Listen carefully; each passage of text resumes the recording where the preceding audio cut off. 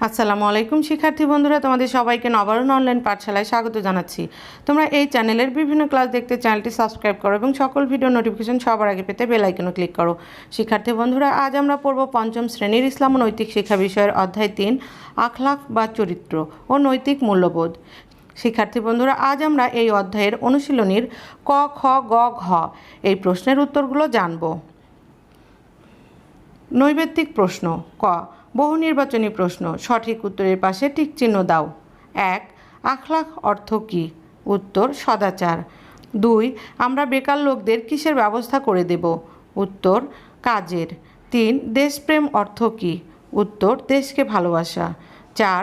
মহানবী সাল্লাল্লাহু আলাইহি সাল্লাম কোথায় হিজরত করেছিলেন? উত্তর, মদিনায়।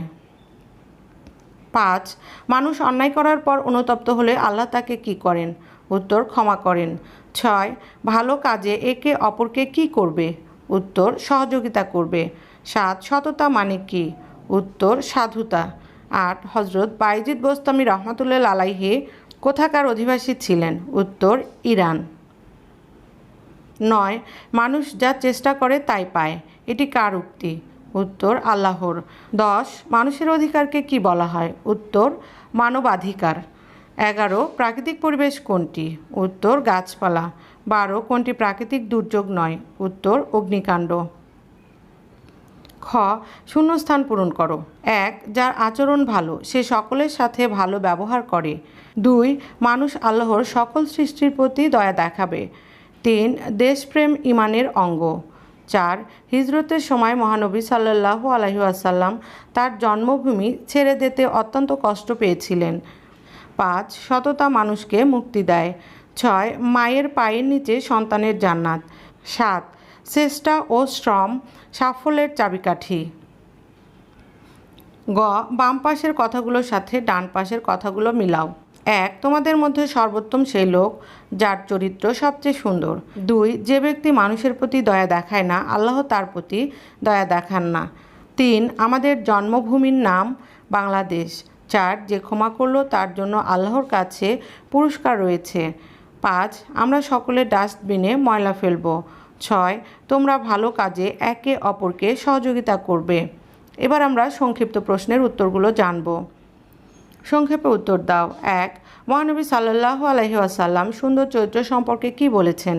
উত্তর, মহানবী সাল্লাল্লাহু আলাইহি ওয়াসাল্লাম সুন্দর চরিত্র সম্পর্কে বলেছেন, তোমাদের মধ্যে সর্বোত্তম সেই ব্যক্তি যার চরিত্র সবচেয়ে সুন্দর। 2. সৃষ্টির সেবা কাকে বলে? উত্তর, আল্লাহ সকল সৃষ্টির প্রতি দয়া দেখানো ও সহানুভূতি প্রদর্শন করাকে সৃষ্টির সেবা বলে। 3. মহানবী সাল্লাল্লাহু আলাইহি ওয়াসাল্লাম মক্কাবাসীদের কিসের আহ্বান জানিয়েছিলেন? উত্তর, মহানবী সাল্লাল্লাহু আলাইহি ওয়াসাল্লাম মক্কাবাসীদের সত্য ও ন্যায়ের পথে চলার আহ্বান জানিয়েছিলেন। 4. ক্ষমাশীল ব্যক্তি কে? উত্তর, যার মন উদার, মানুষের জন্য যার দয়ামায়া বেশি, যে রাগ দমন করতে পারে সেই ক্ষমাশীল ব্যক্তি। 5. মন্দ কাজ কাকে বলে? উত্তর, খারাপ ও অসৎ কাজগুলোকেই মন্দ কাজ বলে, যেমন চুরি করা, ছিনতাই করা, ঝগড়া ও মারপিট করা প্রভৃতি কাজগুলোই মন্দ কাজ। 6.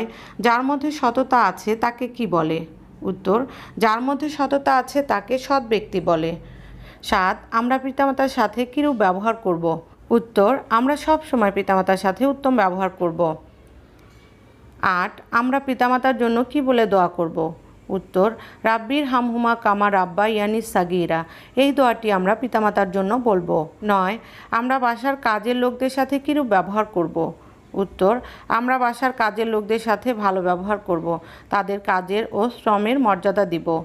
10. মহানবী সাল্লাল্লাহু আলাইহি ওয়াসাল্লাম শ্রমিকদের পারিশ্রমিক সম্পর্কে কি বলেছেন? শ্রমিকের ঘাম শুকানোর পূর্বেই তার পারিশ্রমিক দিয়ে দাও, তিনি এ কথা বলেছেন।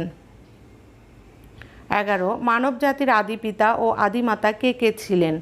উত্তর, মানব জাতির আদি পিতা ছিলেন হজরত আদম আলাইহিস সালাম এবং আদিমাতা ছিলেন হজরত হাওয়া আলাইহিস সালাম। আমরা সকলে আদম আলাইহিস সালাম ও হাওয়া আলাইহিস সালামের সন্তান।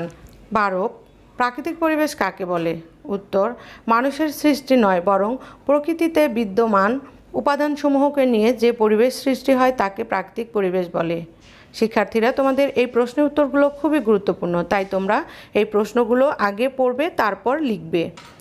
শিক্ষার্থী বন্ধুরা, পরবর্তী ক্লাসটি হবে এই অধ্যায়ের বর্ণনামূলক প্রশ্ন নিয়ে, তাই তোমাদের পরবর্তী ক্লাস দেখার জন্য আমন্ত্রণ রইল। তোমাদের সবাইকে অসংখ্য ধন্যবাদ। এই চ্যানেলের অন্য ক্লাসগুলো দেখার জন্য ডিসক্রিপশন বক্স চেক করো। ক্লাসটি যদি ভালো লাগে তবে তোমরা লাইক বাটনে ক্লিক করো এবং শেয়ার করে দাও। তোমরা সকলে সুস্থ, সুন্দর ও নিরাপদ থাকো সেই প্রত্যাশা রাখছি। আল্লাহ হাফেজ।